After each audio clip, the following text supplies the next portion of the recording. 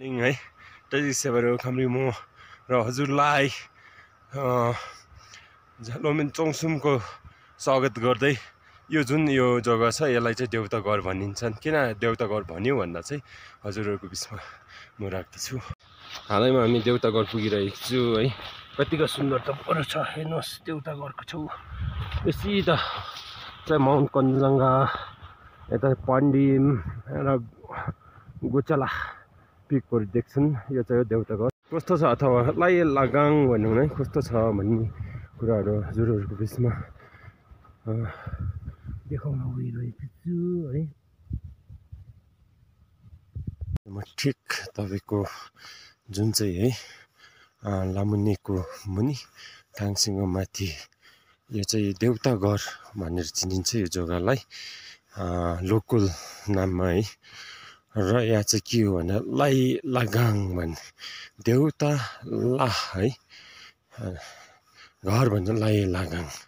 यहाँ चाहिँ उहिले एउटा सानो तपाईँको गुम्पा पनि थियो है। यहाँबाट चाहिँ के एकदम राम्रो देख्छ भन्दा चाहिँ यहाँबाट चाहिँ एकदम राम्रो सिनहरू भ्यूहरू देख्छ। माउन्ट कञ्चनजङ्घा, गोचला पिक, गोचला पास है। अन्त तपाईँको यो माउन्ट पाण्डिम भयो, पाल्देन लामो भयो, तेन्जिङखाङ, सिङ्गीकाङहरू जस्तो यहाँदेखि हुँदो चाहिँ तपाईँको थाङसिङ जङ्ग्रीहरू पनि देख्छ हो। यहाँ चाहिँ यति राम्रो एरिया छ। यहाँ चाहिँ एकदम राम्रो तपाईँको सिनहरू देख्ने अथवा भ्यूहरू देख्ने छ है।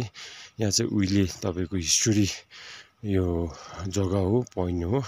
यहाँदेखि चाहिँ ग्यावा लाचुङ नामको झिक्मीले चाहिँ जति पनि डेन्जुङ है सिक्किमको हिस्टोरी चाहिँ फुखाङजुनजेङा भनौँ न, लोकल नाममा बुझ्नुपर्दा माउन्ट कञ्चनजङ्घालाई चाहिँ प्रश्न र उत्तर गर्नुभयो यहाँ उहाँले लेख्नु भएको भनेर पनि बुझिन्छ। यो एरिया हो ठिक तपाईँको यो जग्गामै थियो होला है।